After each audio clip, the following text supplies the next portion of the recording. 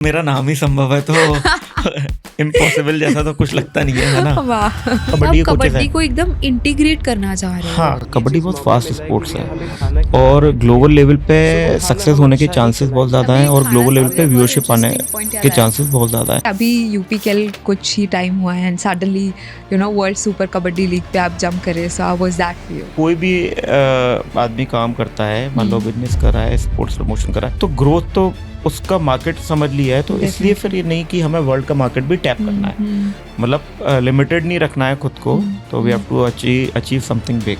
सबसे ज्यादा इंटरेस्टेड कौन सी कंट्रीज लग रही थी आपको? देखो, कबड्डी को लेके इंडिया तो खैर है ही, ऑब्वियसली। इसके अलावा ईरान की अगर मैं बात करता हूँ तो ईरान बहुत ही तेजी से कबड्डी में डेवलप हो रहा है ना। तो 2 साल तक हमने सोचा था कि एटलीस्ट 2 इयर्स हम यूपी को देंगे डेवलप करने में, फोकस पूरा यूपी पे रहेगा, उसके बाद हम दूसरी स्टेट्स की तरफ भी जाएंगे। आपको खुद को कब रियलाइज हुआ कि वर्ल्ड लेवल पे, ग्लोबल लेवल पे ले जाना है? Hello guys, welcome back to another episode of mic पे मिलेंगे। I am your host Tamanna Kumar. आज फिर से हम अपने गेस्ट के साथ एक और एपिसोड के साथ आ गए हैं with another different more bigger energy. He is the same guest जो कि यूपीकेएल के फाउंडर थे और आज हम उनके एक और बड़े मिशन के बारे में बात करेंगे। He is that person who has made his life decision to make kabaddi at a more bigger and at a more global level. Once again, he has proved that he has no limits to it. So somewhere in the global kabaddi ecosystem, he's bringing about 30 plus countries and giving them the same vision. So let's have an insightful conversation with him. Hello sir, welcome to the show. Hello. So sir, जब आपने world super kabaddi league के बारे में सोचा, which is a very global thing, so दूसरों का क्या opinion था कि एक स्पोर्ट को अभी आपने यूपीकेएल शुरू किया है, now on a global level, how was it for you? So basically अगर आप कबड्डी को देखोगे तो कबड्डी के साथ सबसे अच्छी चीज़ क्या है कि कबड्डी बहुत फास्ट स्पोर्ट्स है और ग्लोबल लेवल पे सक्सेस होने के चांसेस बहुत ज़्यादा हैं और ग्लोबल लेवल पे व्यूअरशिप आने के चांसेस बहुत ज़्यादा हैं। वो सारी चीज़ों को देखते हुए और कहीं ना कहीं इंडिया का पॉपुलर स्पोर्ट्स और इंडिया की पॉपुलेशन इतनी ज़्यादा है जी। तो हमें एक स्टार्ट तो मिल ही रहा है कि किसी भी चीज़ को प्रमोट करने को लेके, जैसे आज क्रिकेट है इंडिया में बहुत ज़्यादा है, बांग्लादेश में है, तो एशियन कंट्रीज कबड्डी को बहुत पसंद करती है। राइट। जैसे आप देखो ये बांग्लादेश का नेशनल स्पोर्ट्स है कबड्डी, ठीक है, तो बांग्लादेश में बहुत फैन फॉलोइंग है, ठीक है।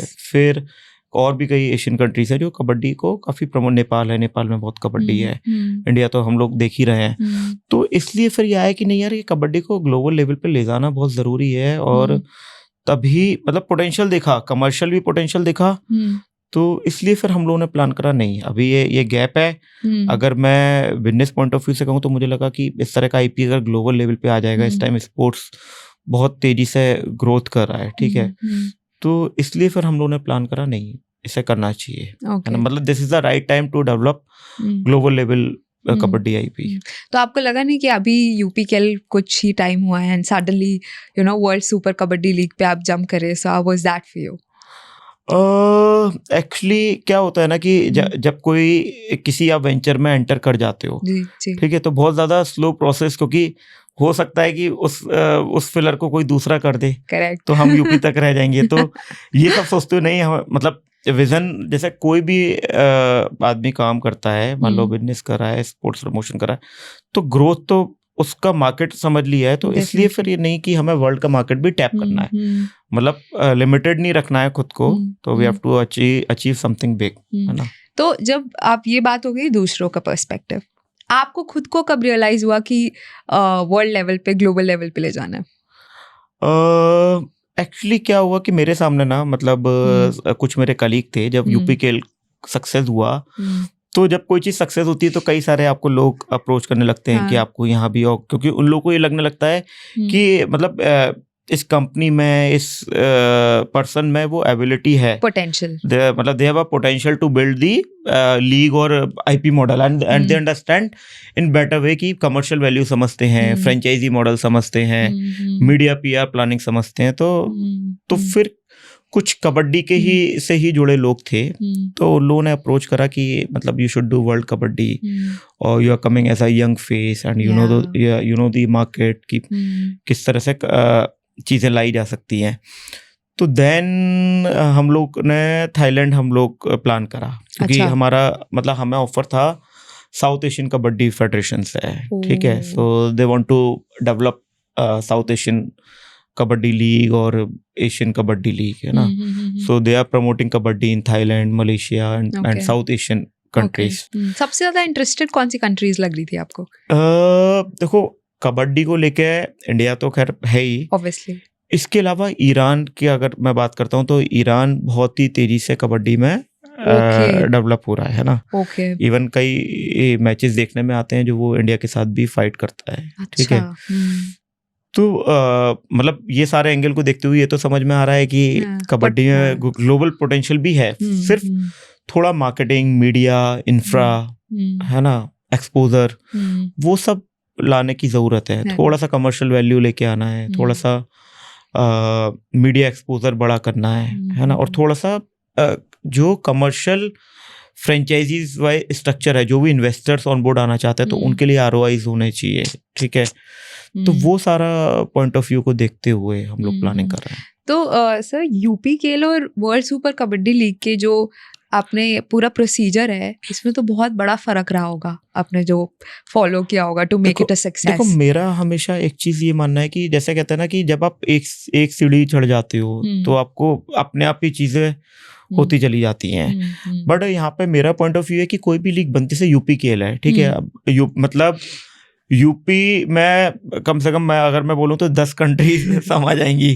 तो ना हम यूपी के से उत्तर प्रदेश कहते हैं, बट मेरे लिए वो किसी नेशनल लीग से कम नहीं है, और उस तरह का एक्सपोजर भी रहा, और हमने उस तरह का उसका प्लान और सारी चीजें, कमर्शियल मॉडल भी उस तरह का प्लान करा। तो जितना भी उसमें मेहनत लगता है या इंफ्रा लगता है या मैन पावर लगती है, वो सारी नेशनल लीग के स्टैंडर्ड्स है, ठीक है। बट वर्ल्ड लीग थोड़ा सा अलग लेवल का सब्जेक्ट हो जाता है, क्योंकि थोड़ा इंटरनेशनल मैटर हो जाता है और अपने देश से बाहर का मैटर है। तो बहुत सारे लीगल चीजें होती हैं जो हम लोग को समझनी पड़ती हैं, बहुत सारी फॉर्मेलिटीज अलग तरीके की हो जाती हैं। तो हमारे पास उस तरह की टीम है, उस तरह की मैन पावर है ना, तो वो हम लोग मैनेज कर पा रहे हैं इसलिए। तो अगर मैं लॉन्गर एस्पेक्ट की बात करूं, तो क्या विजन से आपने वर्ल्ड सुपर कबड्डी लीग का ये इनिशिएटिव लिया? देखो, विजन मेरा यही है कि जैसे मुझे 2 मार्केट में गैप दिखा, मुझे देखा कि there is lot of gap in the regional and rural and grass root development. मतलब कबड्डी को बहुत जरूरत है कि ग्रास रूट स्ट्रक्चर्स में लीग आए, है ना। Correct. तो इसलिए हम लोगों ने यूपी लीग डेवलप करा, and we are planning also other states also, है अच्छा, ना। हाँ, along with both of these, along with UP we are planning some of the other states. तो क्योंकि ग्रास रूट खाली यूपी को 2 साल हो जाएंगे, तो 2 साल तक हमने सोचा था कि एटलीस्ट 2 years हम यूपी को देंगे, डेवलप करने में फोकस पूरा यूपी पे रहेगा। उसके बाद हम दूसरी स्टेट्स की तरफ भी जाएंगे, जैसे कि हम मतलब देश भी तो हमारा है ना। यूपी के बाहर के खिलाड़ी भी हैं जो काफी उम्मीद लगाए बैठे हैं कि मतलब they are like a good promoter in kabaddi and they are doing good. Currently UP के बच्चे लीग खेल रहे हैं और आगे भी बड़ी लीग्स में जा रहे हैं और इंडिया के लिए भी जा रहे हैं। तो हमारा दायित्व बनता है एज अ स्पोर्ट्स प्रमोटर कि उन राज्यों में भी लीग्स को इस तरह से ही इस्टेब्लिश करा जाए जहाँ पर खिलाड़ियों के लिए कमर्शियल वैल्यू हो, और जितने भी बाहर के वेंडर्स हैं उन्हें भी एक स्पोर्ट्स ऐसी बढ़ता है धीरे धीरे, है ना। जितने लीग्स आएंगे उतना इकोसिस्टम भी बेटर होगा।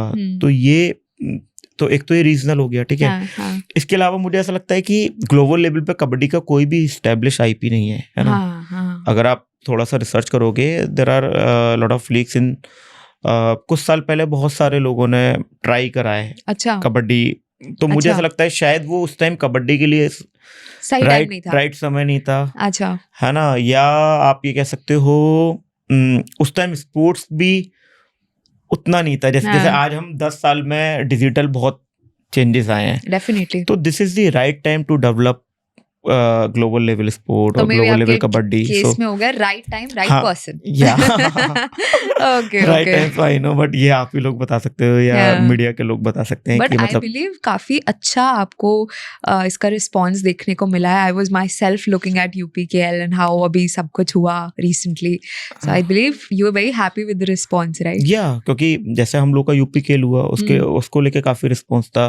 वर्ल्ड कबड्डी में भी एक गैप है, वर्ल्ड लेवल पे कोई भी एस्टेब्लिश लीग नहीं है। जैसे मतलब when I met with the Thailand federation, kabaddi federation, तो मुझे रियलाइज हुआ कि मतलब उन लोगों को ये था कि नहीं यार, मतलब हमारे यहाँ के भी बच्चों को कोई लीग्स में आना चाहिए, एक्सपोजर मिलना चाहिए। उससे क्या है, कबड्डी का डेवलपमेंट अलग लेवल पे चला जाता है। जैसे आज आप देखोगे कि एक देश में बड़ी लीग आई जी 10 साल पहले तो या 12 साल पहले, तो उससे कबड्डी कितना चेंज हुआ, खिलाड़ियों को कमर्शियल वैल्यू मिल गया, पैसा मिलने लगा, ग्लैमर मिलने लगा, तो पूरा इकोसिस्टम चेंज हो जाता है। तो इनिशिएटिव किसी ने तो लिया। हाँ। तो जब मैं उनके साथ मिला तो मतलब मुझे ऐसा लगा नहीं यार ये करना चाहिए, है ना। मतलब ये लोग मतलब कहीं ना कहीं कबड्डी हम ये मानते हैं अपना खेल है ना, बिल्कुल। बट वो थाईलैंड के होते हुए भी उन लोगों को ये था कि नहीं, मतलब they are putting money, they are investing lot of money in the kabaddi academy to develop kabaddi in South Asian countries. So I realise कि नहीं यार, हम लोगों को भी आगे आके क्या कहते हैं इंडिया के बाहर के प्लेयर्स को भी सामने लाना चाहिए। और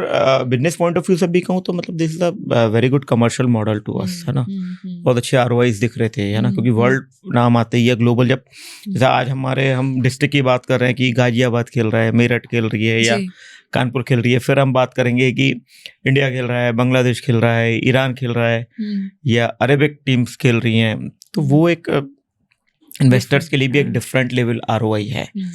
और अगर वो सक्सेस रहा तो फिर मुझे ऐसा लगता है कि कबड्डी में मतलब जैसे हर आदमी अपने आप को बड़ा बनाने की कोशिश करता है, तो हमारा भी अभी पूरा टारगेट है कि हम कबड्डी में ग्लोबल लेवल पे सबसे बड़े जाएं। आई थिंक हिस्ट्री के चैप्टर में UPKL for you also and world also would be the initiating point. हाँ, करेक्ट, क्योंकि जहाँ पे गैप है ना, जैसे यूपी में गैप था कि भी खिलाड़ियों को मौके नहीं है, सेम वर्ल्ड लेवल पे भी आप देखोगे ना कि बहुत टैलेंट है, चाहे बांग्लादेश हो, ईरान हो, थाईलैंड हो, साउथ कोरिया हो, जापान हो, तो इन कंट्रीज में बहुत टैलेंट है। बट क्या है कि वो सामने तो किसी ना किसी को तो लेके आना पड़ेगा ना, तो that's why we are trying to get this league ना। और जब आप वर्ल्ड लेवल पे इसे पिच करते हो, है ना, एंड आप फेडरेशंस और उन टीम्स को दिखाते हैं, तो what is their opinion on UPKL? सो देखिए, अगर हमें वर्ल्ड लीग करने का मौका मिला है थ्रू IKF ने भी सैंक्शन करा, साउथ एशियन कबड्डी फेडरेशन ने भी हमारे साथ कमा। Support from the federation? So मतलब सबसे पहले तो लीग, जब कोई भी लीग आता है ना, तो जैसे हम देखते हैं ना कि क्रिकेट में सबसे पहले पूछते हैं ये लीग कहाँ से अप्रूव्ड है, ICC से अप्रूव्ड है, BCCI से अप्रूव्ड है। सो this is the official sanction league bye international kabaddi federation. Okay, और जो हम लोग का जो मेन एग्रीमेंट है कमर्शियल राइट्स का, वो हम लोग का साउथ एशियन कबड्डी फेडरेशन के साथ है, ठीक है, एंड थाईलैंड कबड्डी फेडरेशन के साथ है। इसके साथ साथ हमें लगभग 15 कंट्रीज ने ऑलरेडी सपोर्टिंग लेटर भेजा हुआ है कि उनके प्लेयर्स ऑन बोर्ड हो रहे हैं ऑक्शन में हमारे साथ। तो ये एक अच्छी बात है कि पूरा कबड्डी का इकोसिस्टम ग्लोबल लेवल पे है, हम लोगों को सपोर्ट कर रहा है। दे आर गिविंग प्लेयर्स, मतलब जिस लेवल पे भी सपोर्ट हो सकता है, मतलब दे आर पुटिंग 100% एफर्ट कि आप SIP को बड़ा करो, क्योंकि उन्हें भी ये है कि जैसे केनिया के फेडरेशन भी प्लेयर, मतलब अफ्रीकन कंट्रीज हो गई और एशियन कंट्रीज हो गई, तो सभी लोगों का डायरेक्टली सपोर्ट आ रहा है इस लीग को लेके। तो सभी लोग ये चाहते हैं कि नहीं, इस लीग से ग्लोबल लेवल पे कबड्डी बहुत डेवलप होगा। तो सर ये तो हो गया the whole good part of it, but हर कोई सक्सेस देख लेता है, लेकिन द बिहाइंड द सीन उसके क्या चल रहा है। So was there any crack in between जहाँ आपको लगा यार मुझे ये तो वर्ल्ड सुपर कबड्डी लीग थोड़ा इम्पॉसिबल लग रहा है, और थोड़ा आपको ऐसा लगा कि शायद देखो सबसे पहले तो मेरा नाम ही संभव है, तो इम्पॉसिबल जैसा तो कुछ लगता नहीं है ना, है ना। तो मतलब और कोई चीज, देखो चीज वही बड़ी होती है जो मुश्किल हो। बिल्कुल, जो चीज आसान होगी उससे तो फिर 1000 लोग कर ही रहे हैं, तो थोड़ा सा कोई भी कर लेता है ना। तो ये तो मेरा हमेशा बचपन से एक विजन रहा है कि यार कोई चीज अगर कोई कहता है ना ये चीज नहीं हो सकती तो वही चीज करो, है ना। तो हर्डल्स आते हैं, जैसे कोई भी आप लीग बनाओगे, कोई भी आप वेंचर नया खड़ा करते हो, तो इवन आप एक बहुत छोटा सा भी काम शुरुआत करते हो ना, तो भी हर्डल्स होते हैं, चैलेंजेस होते हैं, बट सही प्रोसेस, सही टीम और सही टाइम पे आप क्या कर रहे हो वो मैटर करता है। तो ऐसा नहीं, चैलेंजेस आते हैं, जैसे मतलब इंडिया के बाहर कबड्डी ले जाने को लेके हम लोग को ऐसा फील होता है कि कई बार जैसे इंडिया में तो बहुत इजीली लोग समझ पाते हैं, बट जो लोग कबड्डी डायरेक्टली नहीं खेल रहे हैं as a viewer point of view, जैसे दुबई है, तो उन लोगों को इस स्पोर्ट्स को थोड़ा सा समझाना पड़ता है कि कंडक्ट आप वर्ल्ड सुपर कबड्डी लीग को दुबई में ही कर रहे हैं। मतलब तो उसके पीछे कोई रीजन था? उसके पीछे एक रीजन है, जैसे दुबई मुझे ऐसा लगता है कि मतलब मैं कंडक्ट इंडिया भी कर सकता, बट इंडिया में ऑलरेडी लीग्स हो रहे हैं, इंडिया के लोग जानते हैं। दुबई में एक तो एशियन कम्युनिटी है, इंडियन कम्युनिटी बहुत है, तो हमें थोड़ा इंडियन कम्युनिटी भी चाहिए किसी चीज को, क्योंकि इंडियन स्पोर्ट्स तो है ही ना, नंबर 1।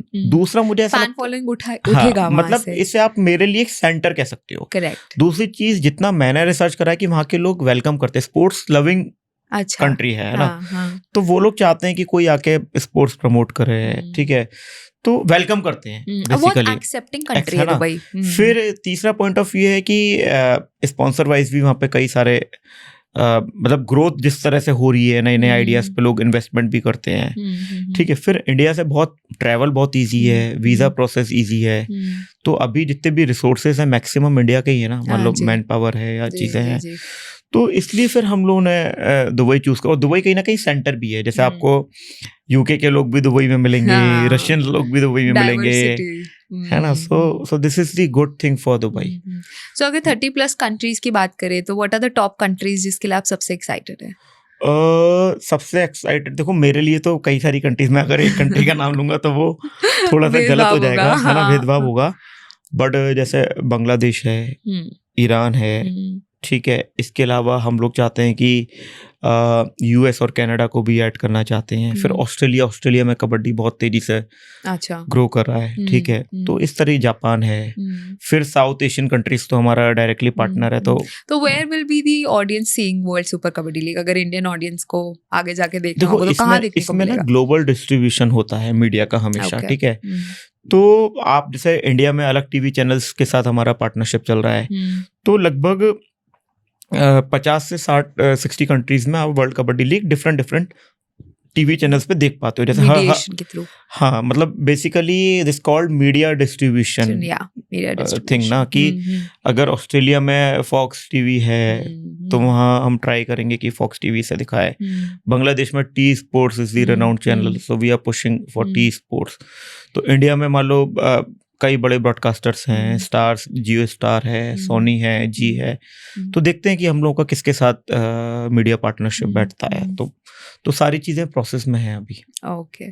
तो आपको जैसे आप बहुत सारे स्टेक होल्डर्स के साथ आपको मीटअप्स करना पड़ता है, ये सब करना पड़ता है, सो ये सबसे टफ पार्ट होता है, और is it easy because of यूपीकेएल today? नहीं, टफ तो नहीं कह सकते, बट कुछ चैलेंजेस होते हैं, ठीक है। चैलेंजेस ये होते हैं कि जब कोई लीग नया आता है तो लोगों को अगर मान लो कोई स्टेक होल्डर आ रहे हैं या फ्रेंचाइजी कोई बाय कर रहा है, कि उतना कमर्शियल वैल्यू आएगा कि नहीं आएगा, because they are putting money, they are putting lot of money. तो वो आरओआई समझाना थोड़े से चैलेंजेस होते हैं, बट वो आपके मीडिया मार्केटिंग प्लान कैसा है, ठीक है, कबड्डी का ग्रोथ कैसा जा रहा है अगले 5 साल में, तो वो हमारी टीम है जो रिसर्च भी करती है। अच्छा। मार्केटिंग टीम मार्केटिंग के नंबर्स प्रेजेंट करती है, मीडिया की टीम मीडिया के बारे में बताती है। तो मेरे ख्याल से ये पूरा टीम वर्क है। अगर आपका टीम अच्छा है और टीम प्रोफेशनल है और जो इस मार्केट को समझता है, तो सब कुछ बहुत ईजी है। तो sir, world super kabaddi league तो काफ़ी बड़े लेवल हो गया, तो इंडिया के जो टॉप प्लेयर्स हैं उनको इसके लिए ऑनबोर्ड करना कैसा था? नहीं, इंडिया देखो, एक चीज़ है कि अभी हम लोगों ने एक प्लान ही करा हुआ है कि स्टार्टिंग में इंडिया के प्लेयर्स 50% रहेंगे, 50% ओवरसीज प्लेयर्स रहेंगे। अच्छा। उसका रीज़न है कि एकदम से तो मैं वर्ल्ड में खिलाड़ी नहीं ला सकता ना, करेक्ट। धीरे धीरे ही कोई डेवलपमेंट करा जाता है। इंडियन प्लेयर्स से बाहर के खिलाड़ी सीखेंगे, देखेंगे कि वो लोग कैसे खेलते हैं, बहुत चेंजेस आएंगे।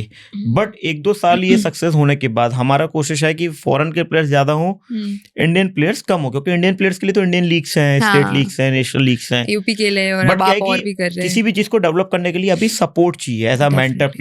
प्लेयर्स का मेंटर भी हैं वो, जो आज एक प्लेयर थाईलैंड से आ रहा है लेकिन इंडिया का प्लेयर कबड्डी देख के ही बड़ा हुआ है, तो उसकी मिट्टी में बिल्कुल मतलब उसके आप ये लगा लो कि वो कबड्डी खेल खेल के बचपन से बड़ा हुआ है। जैसे आज हम लोग कबड्डी नहीं खेलते थे लेकिन तब भी हम सब ने कबड्डी खेली है।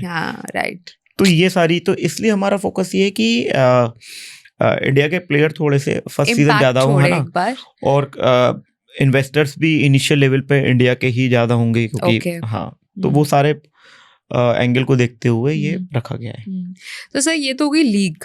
अब कबड्डी के लिए और भी आप कुछ अदर देन लीग कर रहे हैं, that you know to make it so prevalent? मुझे ऐसा लगता है कि जब हम ग्लोबल लेवल की बात करते हैं, ठीक है, तो खाली सपोज करो मैंने एक लीग करा, वर्ल्ड कबड्डी लीग, वो 2 मंथ चला या 30 दिन चला, व्हाटएवर, जो भी मैचेस के फिक्चर हैं, बट फिर 11 महीने क्या होगा, तो हम लोग कुछ ऐसा भी प्लान कर रहे हैं कि उस लीग को 2-3 पार्ट में करा जाए। अच्छा। फिर उसकी अलग अलग, जैसे साउथ एशिया में एक लीग बना दी जाए, उसी के ही पार्ट हो जाए, या फिर उस लीग को आने वाले सीजन में 4 पार्ट में करा जाए, वर्ल्ड लीग को ही 4 पार्ट में करा जाए। उससे क्या होगा, लोगों को टाइम बाय टाइम कबड्डी देखने का मौका मिलेगा। मार्केटिंग और मीडिया के एंगल से ये बहुत अच्छा स्टेप हो सकता है। फिर 4 वेन्यूज ले लिए जाएं, जैसे एक पार्ट दुबई में करा, एक पार्ट यूएस में करा, एक पार्ट ईरान में करा, एक पार्ट बांग्लादेश में करा या इंडिया में करा। तो उससे क्या होगा कि आपको एकदम ग्लोबल प्रेजेंस मिलेगी, फिर वहाँ के लोग आके भी देख पाएंगे। वो फैन फॉलोइंग भी डेवलप होगा। ये सारा फ्यूचर प्लानिंग है। इसके अलावा हम लोग चाहते हैं कि हर कंट्री में प्रॉपर कबड्डी एकेडमीज हों। प्रॉपर कबड्डी के इंडिया से भी कोचेस जाएं और बाहर जहाँ पे कबड्डी के कोचेस हैं, को एकदम इंटीग्रेट करना चाह रहे हैं। हाँ, क्योंकि उसके बिना ना, जैसे क्या होगा ना कि फिर वो चीज डेवलप नहीं हो पाएगी, है ना। अगर मैं खाली 30 दिन वर्ल्ड लेवल पे कबड्डी करूंगा तो फिर वो खिलाड़ी डेवलप नहीं हो पाएंगे उस तरह से। तो आपको पूरे इकोसिस्टम में ही एंटर होना पड़ता है। तो इसलिए फिर हम लोग ये चाहते हैं कि उसमें एकेडमीज हों, थोड़ा इंफ्रा पे काम करा जाए, किसी भी स्पोर्ट्स को डेवलप करने के लिए उसके स्टेडियम्स और ये सारी चीजें। तो ये सारा फ्यूचर प्लानिंग है इसको लेकर हमारा। तो सर, जब इसके लिए आप टैलेंट पूलिंग करेंगे तो उसका क्या प्रोसीजर रहेगा वर्ल्ड लेवल? देखो, इसके लिए सबसे पहले तो हमारे लिए टैलेंट पूलिंग का रहता है कि जैसे हम लोगों ने क्या करा है, जितनी भी फेडरेशंस हैं या कंट्री वाइज, तो उनका टॉप टैलेंट होता है। अच्छा, है ना। जैसे सपोज करो आज ईरान है, ठीक है, तो ईरान को अपनी कंट्री का टॉप, मान लो नेशनल टीम के प्लेयर खेल रहे हैं या उनके कुछ और डोमेस्टिक में प्लेयर्स हैं, तो वो एक पूल आ रहा है। मान लो उन्होंने अपने कंट्री के टॉप 15 प्लेयर हमें भेज दिए, ठीक है। जापान ने अपनी कंट्री के 8 प्लेयर दे दिए, थाईलैंड ने अपनी कंट्री के, तो ऐसे करके अगर 30 कंट्री से आपको ऑलरेडी 400-500 प्लेयर मिल गए, यानी कि मैं कहूँ तो उनकी कंट्री की क्रीम है वो, है ना, क्रीम प्लेयर्स हैं बिल्कुल।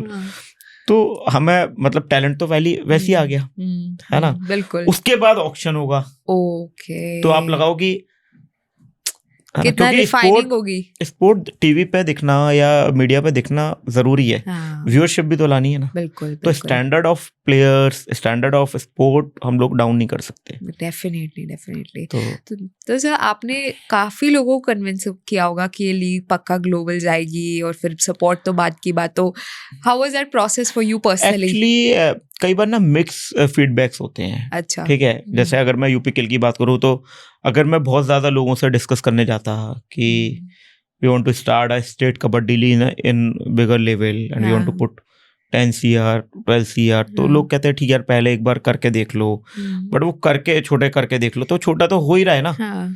तो इसलिए मुझे ऐसा लगता है कि मैंने स्पोर्ट्स में इतना काम करा है, तो यहाँ पे जो मेरी रिसर्च कहती है, मुझे उसके अकॉर्डिंगली बढ़ना चाहिए। अगर मैं बहुत ज्यादा पब्लिक ओपिनियन लेने चला जाऊंगा ना, तो वहां पे वो चीज, क्योंकि जो मेरा विजन है हर आदमी हो सकता है नहीं समझे। आपकी इंस्टिंक्ट है ना वो उसको लेकर कि ये कैसा रहेगा।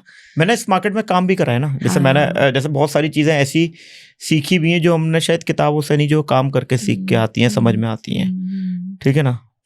तो सर, ये यूपीकेएल और अब वर्ल्ड सुपर कबड्डी लीग तो काफ़ी स्ट्रेसफुल सिचुएशन।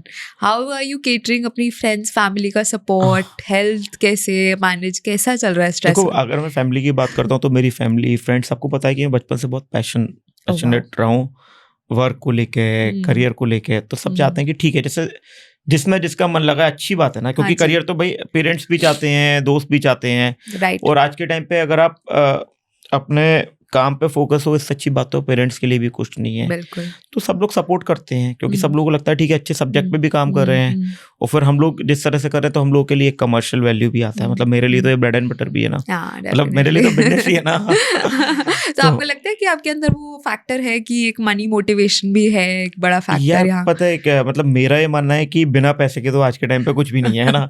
मतलब आज हम कबड्डी भी कर पा रहे हैं तो मतलब एक जगह पे, चाहे प्लेयर की फीस है, चाहे वेंडर्स हैं, चाहे स्टेडियम है। मतलब आज अगर मैं स्टेडियम बुक कर रहा हूँ तो ठीक है, तो मुझे कोई ये तो अलाउ नहीं करेगा, नहीं हम रेंट नहीं लेंगे। करेक्ट। तो ये पूरा एक इकोसिस्टम है, तो पैसे तो जरूरी है, बिना पैसे के तो कुछ भी नहीं है। और फिर क्या होता है, बिना पैसे के आपको मोटिवेशन भी नहीं आएगा। तो सर, आपने इसमें पूरे जो ये आईपी क्रिएट करी, इसमें आपने सबसे बड़ा फाइनेंशियल रिस्क कब लिया था जर्नी में? देखो, पता है हम लोग बचपन से रिस्क लेते आ रहे हैं, ठीक है। ऐसे रिस्क, मतलब मैं क्रिकेट में काफी साल का रहा, फुटबॉल भी किया। तो जिस इंडस्ट्री पे हम लोग बिलोंग करते हैं, सबसे पहले तो ये इंडस्ट्री रिस्क की है, हाँ, ठीक है। अच्छा। इसके अलावा कुछ हम लोग की कैपेसिटी भी कुछ उस तरह की है कि नहीं यार करना है तो मतलब करना है, देख लेंगे, है ना। तो रिस्क तो बचपन से लेते आ रहे हैं, इसीलिए हम लोग ना क्रिकेट करते थे, सीधे कबड्डी करी और हमने एक करोड़ों रुपए लगा के यूपी खेल को लेके आए। हम चाहते तो बहुत छोटे लेवल पे भी करके खुश हो ट्रायल जाते थे, हाँ कर सकते थे कि ठीक है फिर बनाएंगे 2 साल, है ना। हम्म, तो रिस्क तो देखो यूपी खेल से ही शुरू हो गया, ठीक है। अब वर्ल्ड कबड्डी आई तो ये भी अब इनिशियल पैसे तो लगना शुरू हो ही जाते हैं, और कोई भी सब्जेक्ट है बनते बनते समय भी लगता है, और बहुत सारी चीजें प्लस भी होती है माइनस भी होती हैं। करेक्ट। तो रिस्क तो है, लेकिन पता है कि अगर एक कॉन्फिडेंस भी है यार, अगर मैं हूं तो आज नहीं कल इसे करके ले जाएंगे, क्योंकि वो कॉन्फिडेंस इसलिए आता है क्योंकि 15 साल 16 साल काम करा है। हाँ, जैसे आपने बताया था पिछले एपिसोड में कि आपने बहुत अर्ली स्टेज में शुरू कर दिया था, तो इसलिए मुझे फिर ये कॉन्फिडेंस भी नहीं यार, कोई सिचुएशन ऐसे नहीं ऐसे होगा, ऐसे नहीं ऐसे होगा, plan A plan B plan C plan D, पकड़ना है तो वैसे पकड़ना है। तो हर तरह के प्लान लेके चल रहे हैं, अगर ऐसे नहीं होगा तो ऐसे करेंगे। तो आपके पास प्लानिंग और सॉल्यूशन होना जरूरी है। प्रोसेस प्लानिंग सॉल्यूशन, ये 3 चीज ही किसी भी लीग को बड़ा बनाती है। तो सर इतना टाइम वैल्यू और इतना अपना मेंटल इंटेलिजेंस इसको देनी हर वक्त, मतलब it might be taking a lot of your energy, but you again देखो पता है, मतलब मैं बचपन से स्पोर्ट्स खेला, तो सबसे अच्छी बात तो आप यही समझ लो कि जैसे कहते हैं ना कि जिसका जिसमें इंटरेस्ट है, अगर वही उसके लिए कमर्शियल वैल्यू हो गया या जॉब हो गया, उससे बड़ा कुछ ऐसा करो जो आप चाहे फ्री में कर सकते हो रोज, ठीक है। तो मेरे लिए तो सबसे अच्छी बात यही है यार कि मैं बचपन से स्पोर्ट्स करना चाहता था, खेलना चाहता था, तो मैं उसी में ही एंटर कर गया, वो इकोसिस्टम क्रिएट कर, है ना। और फिर अब कबड्डी में लोग आज हमें उस अलग लेवल पे जानने भी लग गए, तो ये और भी मतलब एक खुशी भी होती है ना कि नहीं यार, आप एक स्पोर्ट्स को मैं आपने काम करना शुरू करा, उसमें आपको लोगों ने बहुत जल्दी जानना शुरू कर दिया। जैसे मुझे कबड्डी में आए हुए 1.5 साल ही हुआ है, बट मुझे आज लोग कबड्डी में सभी लोग जानते हैं, तो ये मेरे लिए एक अचीवमेंट है। सो सर, जैसे आपने इतनी बार मेंशन किया, इसको काफी फेम मिलेगा और ये ग्लोबल लेवल पे चला जाएगा, वर्ल्ड सुपर कबड्डी लीग, तो आप इसको एक रेवोल्यूशन बिजनेस या एक इंडिया की तरफ से शुरू किया गया एक बहुत बड़े प्रोजेक्ट की तरह देखते हैं? देखो, सबसे पहले तो इंडिया की तरफ से शुरू करा गया बहुत बड़ा प्रोजेक्ट, क्योंकि कबड्डी स्टार्ट इंडिया से ही हुई है, ठीक है। तो हम उस रूट्स को तो नहीं छोड़ सकते, ये आइडेंटिटी हमारी रहेगी ना। क्यों? क्योंकि आज हम भी अगर मार्केट भी करते हैं या मीडिया में बात करते हैं, तो हम बताते हैं 400 साल पुराना खेल ये, तो वो तो चीज अपन नहीं छोड़ सकते, नहीं बदल सकते। नंबर 1। फिर तो पहला तो ये हो गया। दूसरा ये हो गया कि अगर ग्लोबल जाएगा तो कमर्शियल भाई बिजनेस भी है भाई। मैं मतलब I am running a sports management company, so मतलब I am running proper business into sports. तो मुझे ऐसा दिखता है कि नहीं यार, ये तो एक कमर्शियल भी, मतलब मैं तो चाहूंगा मेरा आईपी 10,000 करोड़ का हो। दुनिया की जो लीग्स चल रही हैं, चाहे आईपीएल चल रहा है और बड़े बड़े लीग्स चल रहे हैं, फुटबॉल के लीग्स चल रहे हैं, तो हम भी तो चाहते हैं कि हम भी ग्लोबल लेवल पे हमारी लीग्स टॉप 5 में हो अगले 5 साल में, 6 साल में। तो बिजनेस मॉडल तो मेरे लिए हमेशा, क्योंकि बिजनेस मॉडल नहीं होगा तो मैं कभी भी उस चीज को बड़ा नहीं कर पाऊंगा, ठीक है। तो और तीसरी चीज ये है कि देखो, स्पोर्ट्स तो डेवलपमेंट होना जरूरी है पूरे इकोसिस्टम के लिए। अगर खेल डेवलप नहीं होगा तो फिर चीजें कभी भी बड़ी बनी नहीं सकती, ना कमर्शियल वैल्यू आ सकता। करेक्ट।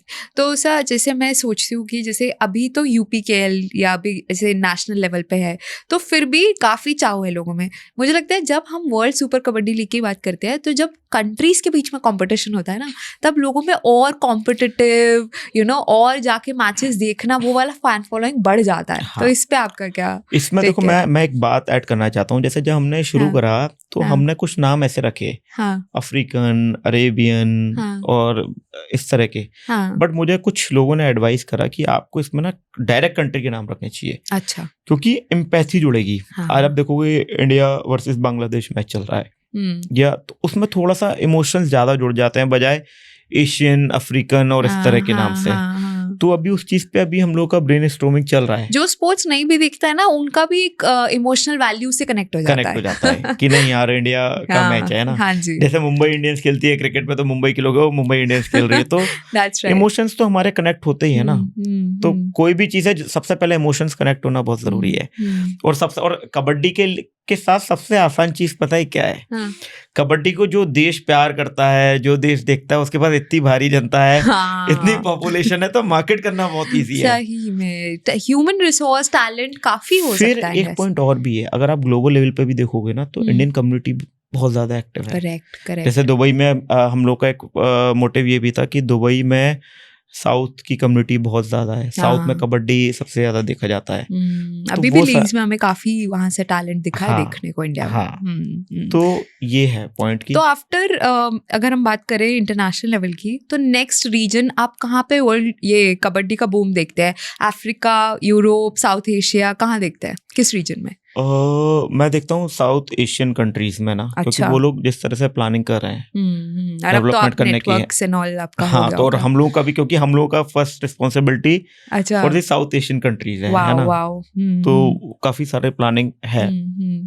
तो आपके जैसे बिहाइंड द सीन्स की बात करें, डे टू डे मीटिंग्स, कितनी कॉल्स, कैसे रहता है द होल प्रोसीजर? बहुत रहता है, क्योंकि मतलब आप ये लगा लो कि मतलब बहुत सारी फ्रेंचाइजीज को लेके लीड्स आते हैं, तो उसमें बहुत सारा पेपर वर्क प्रोसेस करना पड़ता है, बहुत सारा डॉक्यूमेंटेशन होता है, फिर मीडिया प्लानिंग, मतलब बहुत सारा। जब एक लीग बनती है ना तो बहुत सारे एंगल होते हैं, लीगल से लेके कंपनी फॉर्मेशन, नेगोशिएशंस, फिर आपके ऑपरेशंस और हाँ मतलब बहुत सारा एंगल्स हैं किसी भी लीग को बिल्ड करने को लेके, है ना।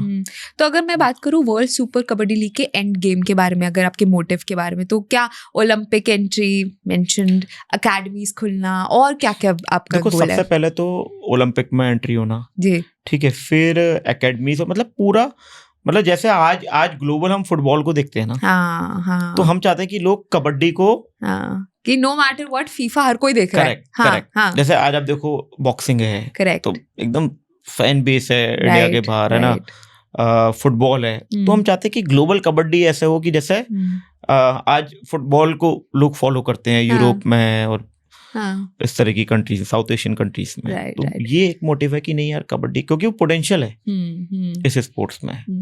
तो सर आपके हिसाब से, जैसे I can see you one big example कि आपने अपने पैशन को फॉलो किया, एंड अब जब आप इतने बड़े स्पोर्ट्स को लेकर बात कर रहे हैं कबड्डी, इसमें सब इन्वॉल्व होते हैं, players, business owners, creators, I don't know what, cameraman and whatnot, marketing team. तो आप इन सबको देखते हुए what lesson do you give कि अगर आज कोई स्पोर्ट्स में एंट्री कर रहा है एज अ बिजनेसमैन और एज अ प्लेयर, तो उनको आपका क्या मैसेज है? Because you have seen so much in the kabaddi ecosystem now. देखो उसको लेके मेरा एक मैसेज ये है कि अगर एज अ लीग प्रमोटर अगर कोई और भी कंपनीज हैं जो लीग लेके आती हैं, हमें ना फ्रेंचाइजीज की ROI को ध्यान में बहुत ज्यादा रखना है। उसके जैसे कई लीग्स फेल भी हुई हैं, उसका रीजन है कि फ्रेंचाइजीज को ROI नहीं मिले। 3 साल 4 साल कोई भी लीग बिल्ड होती है, बट उसके बाद ROI चाहिए, है ना। तो हमें अपना जो भी कमर्शियल प्लानिंग करनी है, बिजनेस मॉडल प्लान करना है, वो फ्रेंचाइजीज की ROI को देखते हुए चलना है। ठीक है, फ्रेंचाइजीज हमारे लिए एक तरीके से इन्वेस्टर है, ठीक है, वो सबसे मेजर पॉइंट होता है किसी भी लीग को सक्सेस करने के लिए। जैसे यूपी खेलता, पहले सीजन हमारे 8 ओनर थे, ठीक है, सेकंड सीजन में भी हमारे किसी ओनर ने बैकआउट नहीं करा, नहीं तो हर सीजन फीस देना पड़ता है, है ना। पहले सीजन लोगों को बहुत स्पॉन्सरशिप भी नहीं थी भाई, लीग में समय लगता है। दूसरे सीजन हमारा टीम 2x रेट में भी गया, तो वैल्यू बढ़ रहा है। तो वो real number should be realistic, है ना। जो आपका बिजनेस मॉडल है, जो प्रोजेक्शंस हैं, तो जो आप पेपर पर डाल रहे हो ना, वो नंबर रियलिस्टिक होने चाहिए, है ना। चाहे वो स्पॉन्सर्स के लिए हो, चाहे वो फ्रेंचाइजीज के लिए हो, फिर वो नंबर आप जब अचीव करती हो ना, तो वो आपको बहुत खुशी होती है। जैसे यूपी के सीजन 1 में हमने एक प्रोजेक्शन बनाया कि this is our franchise revenue, this is sponsorship, this is media rights, तो वो नंबर हमने अचीव करे। जो हमने हाँ कि यार मतलब अपने दिमाग से एक नंबर डाला कि वी आर एक्सपेक्टिंग इतना लाख का फ्रेंचाइजी, इतने करोड़ का franchise fee, okay, this is our title, this is co power, this is एक नंबर रखा, this is our media value, ठीक है। तो वो नंबर पहले सीजन के बाद हमने अचीव किया, है ना। बहुत सारे हर्डल्स, बहुत सारे प्लस माइनस होते हैं। जैसे हमारे बजट्स थे, तो बजट्स कुछ कम रखे थे, लेकिन वो 2x, लेकिन मैं उससे मानता हूँ कि वो हमारी इन्वेस्टमेंट करी भाई, तभी तो लीग बिल्ड हो रहा है ना। जितना आप कहते हैं ना गुड़ डालोगे उतना मीठा होगा। तो वो चीज नंबर अचीव करना, जैसे यूपी के में आप देखोगे हमने अपना मीडिया राइट्स का डील 3 साल के बाद लगाया था। हमने सोचा था 3 साल तक we have to buy from channel, है ना। बट 1 साल के बाद ही we are dealing with the broadcasters, है ना, फॉर मीडिया राइट्स थिंग। वो भी बड़े और प्रीमियम बड़े हाँ, लेवल्स प्रीमियम के बड़े चैनल्स के साथ। तो this is the good thing, इससे आपको कॉन्फिडेंस आता है कि वाओ, कि कैपेबिलिटी। मतलब हमारे प्रोजेक्शन में हमने सोचा था कि 3 साल बाद we will sell the media rights या कुछ हमें मिलना शुरू होगा in terms of broadcasting revenue, but 1 ही साल बाद वो हो गया, तो आपके प्रोजेक्शन तो और बेटर हो गए and may be this give you the confidence of going global. Correct. तो सर अभी जैसे now that you are super young, right, तो आपको ऐसे कभी लगता है कि ऑफ कोर्स जब आप फेडरेशन में और ऐसे भी देखते होगे तो आपको ऐसे कहीं लगता है कि एज फैक्टर का भी कोई रोल होता है? देखो, मुझे ऐसा इसलिए नहीं लगता कि मतलब आज आप देखो कि मतलब मैं एज तो एक नंबर होता है, ठीक है, मतलब कितने सारे स्टार्टअप्स हैं जो यंग लड़कों ने करा है क्या जब डील्स कर रहे होते हैं? हाँ, कई बार लोग पूछते हैं, लेकिन मैंने काफी सारा काम करा है, तो जनरली लोग जैसे आज के टाइम पे ना सोशल मीडिया के आने के बाद लोग एक दूसरे को मिलने से पहले ही इतना स्टॉक कर लेते हैं कि यार ये आदमी ने क्या करा है, कितने साल से काम कर रहा है, क्या। तो लोग अगर मेरे साथ कोई डील करते हैं या बातचीत होती है तो वो बैकग्राउंड चेक करके आते हैं, है ना, प्रेजेंस आपकी मीडिया में। आज के टाइम पे लिंक्डइन है तो प्रोफाइलिंग के लिए बहुत अच्छा है, तो वहां पर हम लोग सब लोग बहुत अच्छे से एक्टिव हैं, तो अगर आप डालोगे तो पूरा डिटेल आता है।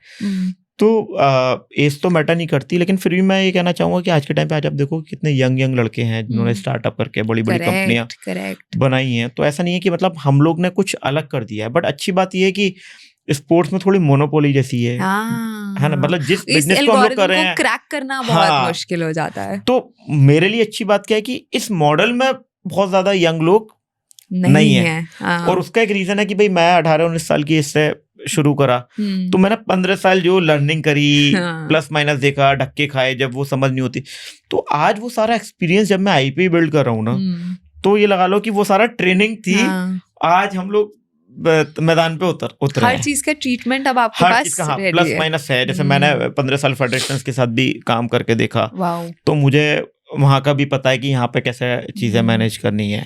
फिर इसके अलावा क्या कहते हैं, ब्रॉडकास्टर्स के साथ काम करा, प्रोडक्शन कंपनीज के साथ काम करा, टीम्स के साथ काम करा, प्लेयर्स के साथ काम करा, तो वो सारा 15-16 साल का एक्सपीरियंस यहाँ पे लाके मैं ऐड कर पा रहा हूँ। Wow sir, all these things that you told me, मतलब मुझे ऐसा लग रहा है कि वर्ल्ड सुपर कबड्डी लीग, आपको क्या लगता है कि कितने मंथ्स या ईयर्स में हम क्लियरली देख पाएंगे कि इसका एक चाव लोगों में क्रिएट हो जाएगा? हम लोग जो है मतलब 23 जनवरी को इसका एक लॉन्च कर रहे हैं दुबई में, फर्स्ट लॉन्च है ना।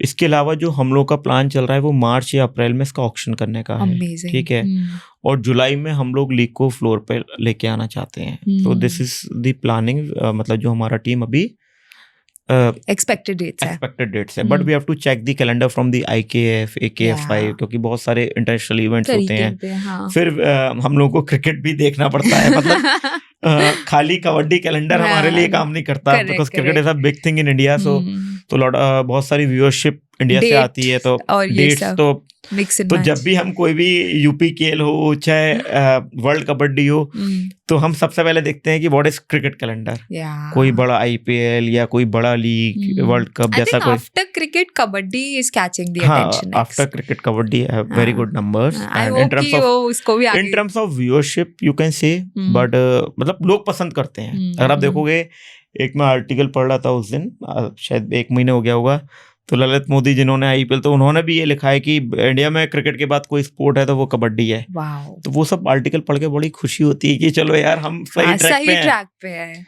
है ना। मतलब हमने जो सब्जेक्ट चुना है एटलीस्ट वो सही है। अब पता है क्या होता है, किसी भी लीग को बड़ा बनाने के लिए ना प्रमोटर का बहुत बड़ा रोल होता है ना, और कंट्री कितना सपोर्ट करती है। 360 होता है, मतलब आपको सब्जेक्ट भी चाहिए, आपको प्रमोटर भी चाहिए, आपको टीम भी चाहिए, आपकी मीडिया मार्केटिंग भी उस तरह का होना चाहिए। जैसे किसी ने मुझसे एक बार क्वेश्चन करा, किसी सेलिब्रिटी के साथ डील चल रही थी कि यार ये सेलिब्रिटी आ जाएगा तो एकदम से ये हो जाएगा, तो मैंने ठीक है, वो जितने पैसे आएंगे आधा आधे कर लेते हैं, फ्री में डील कर लेते हैं, थोड़ा अनऑफिशियल है। तो तब मैंने बोला कि हर चीज के आने से ना 1-2% वैल्यू ऐड होता है। जैसे मीडिया के आने से 5% वैल्यू ऐड है, फेडरेशन के आने का एक वैल्यू है, मतलब स्पोर्ट्स में भी जो दिखता है वो बिकता है, चलता है। हाँ, तो मतलब हर चीज मिला के ही एक पूरा पैकेज बनता है, तभी वो सक्सेसफुल। ऐसा नहीं है खाली सेलिब्रिटी से पैकेज बन जाएगा। आपका प्रोडक्शन भी अच्छा होना चाहिए, आपके खिलाड़ी भी अच्छे होने चाहिए, आपका सेलिब्रिटी भी अच्छा होना चाहिए, आपकी पीआर टीम भी अच्छी होनी चाहिए, आपकी ऑप्स टीम भी अच्छी होनी चाहिए, आपकी लीगल टीम भी अच्छी होनी चाहिए, आपको पॉलिटिकल बैकअप भी होना चाहिए, गवर्नमेंट सपोर्ट भी होना चाहिए, आपकी नेटवर्किंग उस तरीके। तो वो सारा जब एक जगह पे मिल जाता है तब जाके एक प्रोडक्ट बनता है। हर चीज का प्लेस में होना बहुत जरूरी है। एक भी चीज हिली तो हाँ मतलब इम्पैक्ट पड़ता है। सो आई थिंक बहुत इंटरेस्टिंग कॉन्वर्सेशन रहा and thank you for coming to the show. I hope आपने भी इंजॉय किया एंड हमें काफ़ी कुछ सीखने को मिला and I am very sure audience को भी मिला। So how was it for you? Yeah, बहुत अच्छा। So thank you, sir. Thank you for coming to the show. Yeah. So, guys, this was our another episode on Kabaddi. If you watched and you were liking the entire episode, comment and like now and subscribe to our channel and stay tuned for more reels on it.